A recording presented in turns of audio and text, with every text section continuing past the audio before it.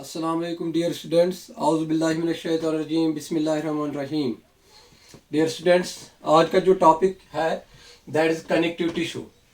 आज हम इस टॉपिक में, यानी कि जो हमारा टॉपिक कनेक्टिव टिश्यू है, आप लोगों को पता है कि we are discussing about animal tissues. और एनिमल टिश्यू में जो पहला टिश्यू था एपिथेलियल टिश्यू, वो हमने कंप्लीट किया, उसके टाइप्स भी हमने कंप्लीट किए। अगर हम कनेक्टिव टिश्यू को देखते हैं, कनेक्टिव टिश्यू में जिन टिश्यूज के बारे में हमें पढ़ना है, पहला टिश्यू जो है that is called as areolar tissue के बारे में हमें पढ़ना है, एडिपोज टिश्यू के बारे में हमें पढ़ना है, कार्टिलेज के बारे में पढ़ना है, भ्रूण के बारे में पढ़ना है, टेंडन के बारे में पढ़ना है, लिगामेंट के बारे में पढ़ना है, ब्लड और लिप के बारे में पढ़ना है। तो ये सारे जो है जिनकी जिक्र मैंने यहाँ पे की, these are all the types of connective tissue. तो मैंने आपको कहा ही है कि कनेक्टिव टिश्यू में मैंने आपको इंट्रोडक्शन ऑलरेडी दिया है। ये हमारी बाकी टिश्यूज को बॉडी में कनेक्ट करता है, बॉडी पार्ट्स को आपस में कनेक्ट करता है। लेकिन कनेक्टिव टिश्यू के जिन दो टाइप्स के बारे में आज हम पढ़ेंगे, that is areolar tissue and adipose tissue. तो पहले देखेंगे हम एरोलर टिश्यू के बारे में। एरोलर टिश्यू, हाँ, अगर हम इस एरोलर टिश्यू की बात करेंगे बेटा, ये जो एरोलर टिश्यू है, it is also called as loose connective tissue. It is also called as loose connective tissue. इसको दूसरा नाम लूज कनेक्टिव टिश्यू भी कहते हैं। And it is most widely distributed. It is most widely distributed connective tissue in the body. अगर हम animal body की बात करेंगे, अगर हम ह्यूमन बॉडी की बात करेंगे, इन सारे टाइप्स ऑफ कनेक्टिव टिश्यू में, चाहे areolar tissue, adipose tissue, cartilage, bone, tendon, ligament, blood और लिम्फ, इन सारे कनेक्टिव टिश्यूज में हमारी बॉडी में सबसे ज्यादा वाइडली डिस्ट्रीब्यूटेड कनेक्टिव टिश्यू जो है वो कौन सा है बेटा? Areolar tissue.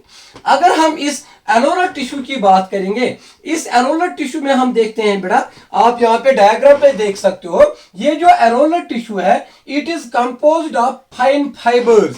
It is composed of fine fibres crossing each other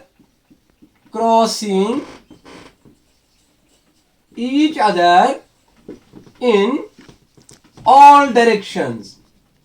crossing each other in all directions.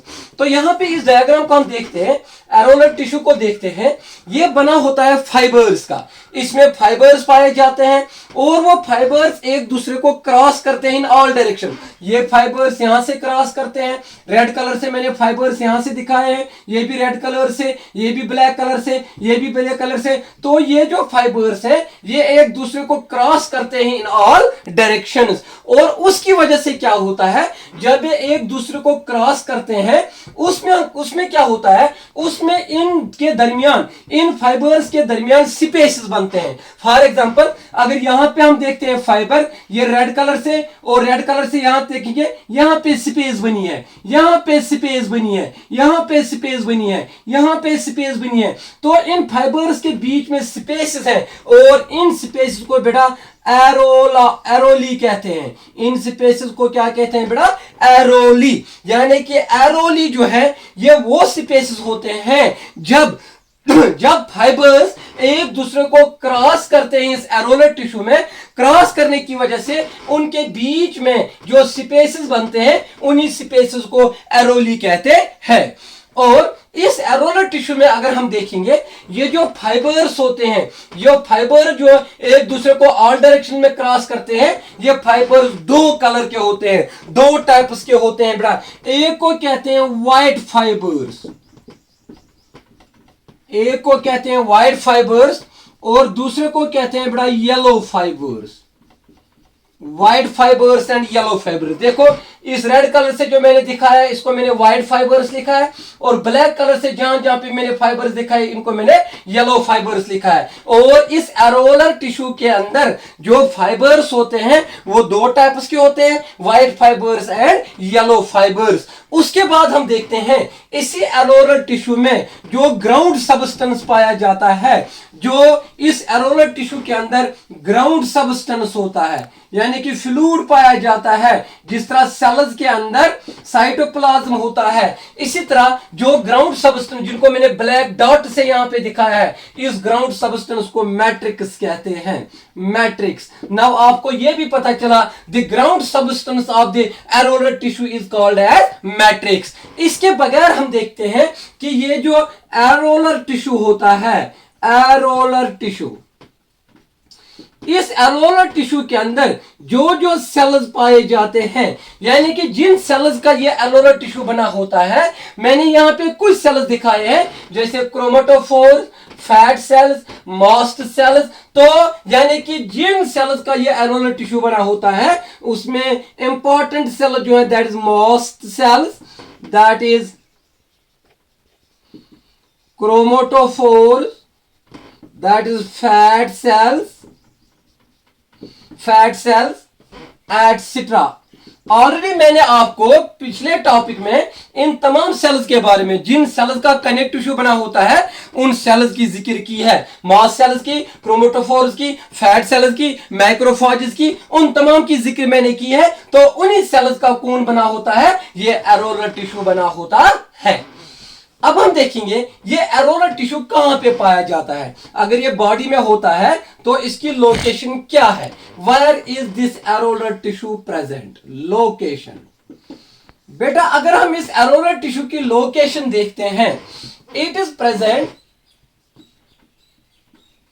beneath the skin, it is present beneath the skin, जो हमारे स्किन में होता है, comma in and around, in and around.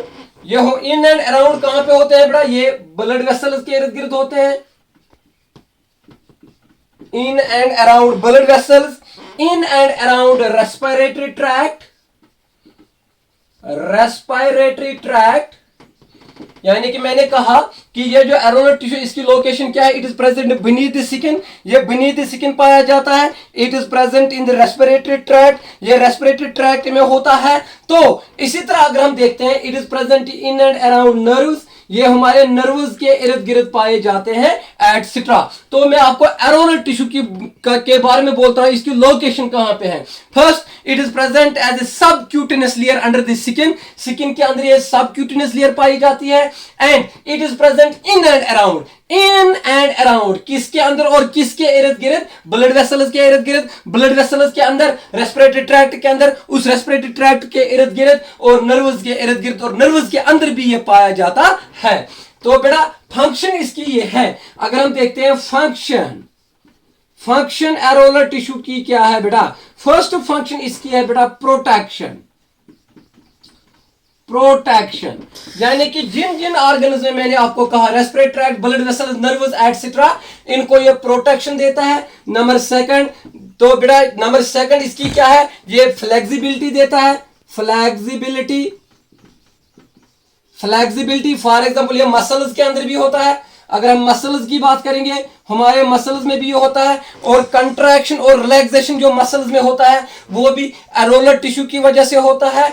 और ये protection देता है, ये सपोर्ट देता है ऑर्गन्स को, सपोर्ट द ऑर्गन्स, जिन ऑर्गन्स में ये पाया जाता है उनको ये सपोर्ट करता है, उनको ये प्रोटेक्ट करता है, क्लियर, उनको ये फ्लेक्सिबिलिटी देता है। तो this is about areolar tissue, clear. तो अब दूसरा टिश्यू जो हमारे पास है वो है एडिपोज टिश्यू।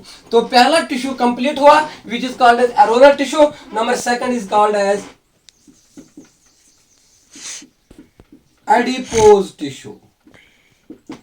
हाँ, एडिपोज टिश्यू को समझाने के लिए मैंने यहाँ पे 3 डायग्राम्स बनाई है।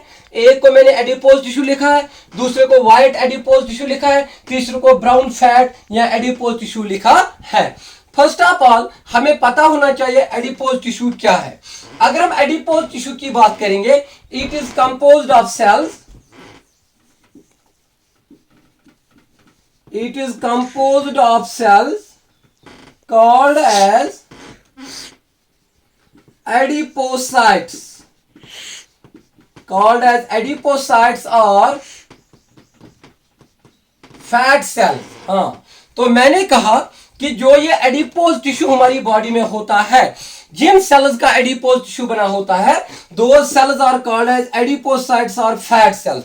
उन सेल्स को क्या कहते हैं? एडिपोसाइट्स और फैट सेल्स। हर मैंने यहाँ पे एडिपोज टिश्यू बनाया है। ये जो सेल एक है, दूसरी, तीसरी और चौथी सेल है बेटा, इन तमाम सेल्स को क्या कहते हैं? एडिपोसाइट्स और फैट सेल्स।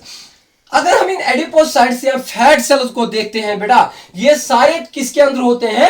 एडिपोज टिश्यू के अंदर होते हैं। लेकिन इन सेल्स में अगर हम देखेंगे, इन सेल्स के सेंटर में, यानी कि इन एडिपोसाइट्स के सेंटर में, इनके सेंटर में पाया जाता है फैट ग्लोब्यूल। इनके सेंटर में क्या पाया जाता है बेटा? Fat globule. अगर आप देखते हो, रेड कलर से मैंने यहाँ पे फैट ग्लोब्यूल दिखाया है। यहाँ पे भी रेड कलर से, यहाँ पे भी सेंटर में रेड कलर से, यहाँ पे भी सेंटर में रेड कलर से। लेकिन मैं ये भी नहीं कहता हूं कि कितने फैट ग्लोब्यूल इस सेंटर में होते हैं। मैंने सिंपल आपको कहा कि इसके सेंटर में क्या पाया जाता है? फैट ग्लोब्यूल पाया जाता है। और जिसकी वजह से, अगर इनके सेंटर में फैट ग्लोब्यूल पाया जाता है, उसकी वजह से क्या होता है? इसका जो न्यूक्लियस है, इसका जो न्यूक्लियस एंड साइटोप्लाज्म, इन सेल्स का जो न्यूक्लियस एंड साइटोप्लाज्म है, वो कहां पे चला गया? That is secreted to the periphery. Periphery, periphery, PERIPHERY। मैं कह रहा हूं कि यहां पे अगर हम देखते हैं सेंटर में क्या पाया जाता है बेटा? फैट ग्लोब्यूल पाया जाता है। क्लियर? यहां पे भी, यहां पे भी, यहां पे भी और यहां पे भी। लेकिन मैंने नहीं कहा कितने फैट ग्लोब्यूल पाए जाते हैं। अगर सेंटर में फैट ग्लोब्यूल पाया जाता है तो न्यूक्लियस सेंटर में होता है। न्यूक्लियस की जगह किसने ली? फैट ग्लोब्यूल की। जिसकी वजह से न्यूक्लियस को पुश लगा, साइटोप्लाज्म को पुश लगा, और वो कहां पे चला गया? पेरिफेरी पे चला गया। क्लियर? तो इसके बाद हम देखते हैं कि ये जो इस एडिपोज टिश्यू के अंदर सेल्स होते हैं, जिनको एडिपोसाइट्स कहते हैं, these adipocytes, these cells are also called as signet cells. These cells are also called as signet cells. In sales को बेटा क्या कहते हैं? इनको सिग्नेट सेल्स भी कहते हैं। किन सेल्स को सिग्नेट कहते हैं? जो सेल्स एडिपोज टिश्यू के अंदर पाए जाते हैं। इनको सिग्नेट सेल्स क्यों कहते हैं? बिकॉज अगर हम इनको क्रॉस सेक्शन में देखते हैं, if we see them in cross section, they appear like signet ring.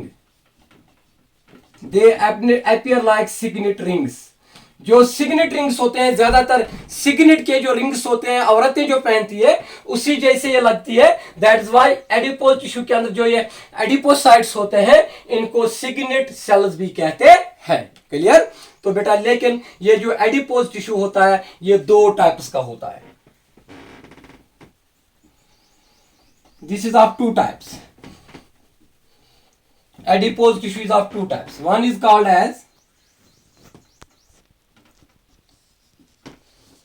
White adipose tissue. यहां पे दिखाऊंगा मैं बेटा, मेरा सेहत ठीक नहीं है, इसलिए थोड़ा मैं थक जाता हूं, क्योंकि वैक्सीन किया है, वैक्सीन की वजह से फीवर है। तो इसके दो टाइप्स है एडिपोज टिश्यू के।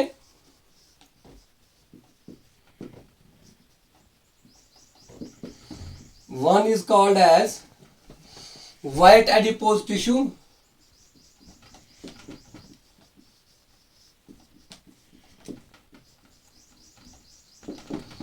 दूसरे को कहते हैं बेटा ब्राउन फैट टिश्यू।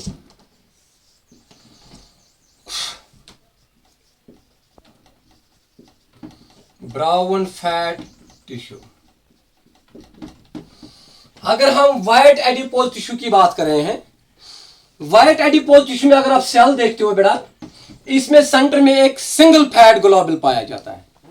फर्क क्या है? इसके सेंटर में एक सिंगल फैट ग्लोब्यूल पाया जाता है। ग्लोब्यूल यानी कि हर एक सेल के अंदर एक ही फैट ग्लोब्यूल होगा। चाहे आप इस सेल को देखोगे, चाहे आप इस सेल को देखोगे या इस सेल को देखोगे, हर एक में एक ही फैट ग्लोबुल पाया जाता है।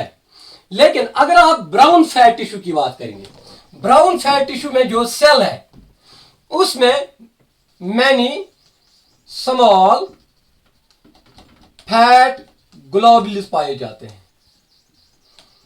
Many small fat globules. अगर आप यहां पे ब्राउन सेल्स को देखते हो, यहां पे मेरे सेंटर में बहुत सारे fat globule, small fat globule दिखाए हैं। तो ये इन ब्राउन फैट टिश्यू के अंदर जो सेल्स हैं, उन सेल्स में बेटा मैनी स्मॉल फैट ग्लोबुल्स पाए जाते हैं। फर्क सिर्फ इतनी है, व्हाइट एडिपोज टिश्यू में एक सेल के अंदर एक ही फैट ग्लोबुल, लेकिन ब्राउन फैट टिश्यू में एक सेल के अंदर बहुत सारे फैट ग्लोबुल। और ये जो ब्राउन फैट टिश्यू होता है बेटा, ये ज्यादातर कहां पे पाया जाता है? ये ब्राउन फैट टिश्यू, ये ब्राउन फैट टिश्यू ज्यादातर पाया जाता है। अगर देख सकते हो आप, आपने देखा होगा blubber of whale, blubber of whale, whale का जो ब्लूबर होता है उसमें भी ब्राउन फैट टिश्यू पाया जाता है। Is it clear? इसी तरह अगर हम देखेंगे बेटा, कैमल का हप होता है, hump of camel, hump of camel, उसमें भी पाया जाता है। और अगर हम हाइबरनेटिंग एनिमल्स को देखेंगे, hibernating animals, hibernating animals, hibernating animals अगर हम देखेंगे जो नींद के लिए जाते हैं, तो बेटा जिनका स्लीपिंग पीरियड होता है उसमें भी ब्राउन फैट टिश्यू पाया जाता है। जैसे उसमें ज्यादातर देखते हैं हम रैट्स में पाया जाता है, रैट्स में, कैट्स में पाया जाता है, एटसेट्रा। ठीक है, तो ये किसके बारे में है बेटा? ब्राउन फैट टिश्यू में। तो ये मैंने इसका कहा कि ये कहां कहां पे पाया जाता है। और इसकी अगर हम फंक्शन देखेंगे, फंक्शन इसकी भी है प्रोटेक्शन, फंक्शन इसकी भी है, वी कैन से दैट ये हमारे आई बॉल्स के अंदर पाया जाता है, ये किडनीज के अंदर पाया जाता है, ये रेस्पिरेटरी ट्रैक्ट के अंदर पाया जाता है, ये यूरिनरी डक्ट्स के अंदर पाया जाता है। तो काम है इस एडिपोज टिश्यू का, ये उनको प्रोटेक्शन देता है, ये बॉडी से हीट को लॉस नहीं होने देता है, तो ये बॉडी को गर्म रखता है। ये फैट मैंने बताया आपको एडिपोज टिश्यू के बारे में। बेटा होप आज का टॉपिक आपको समझ आया होगा। बड़ी मुश्किल से मैंने आज आपकी क्लास की, क्योंकि मैंने कल ही कोविड शील्ड वैक्सीन किया था, जिसकी वजह से अभी भी फीवर है। तो मैंने सोचा आपका टाइम ज़ाया नहीं होना चाहिए, जिसकी वजह से मैंने आज मुश्किल से ये क्लास ली। तो होप आपको ये आज का टॉपिक समझ आया होगा। तो इंशाल्लाह नेक्स्ट टॉपिक में मिलते हैं कल, तब तक फी अमानिल्लाह।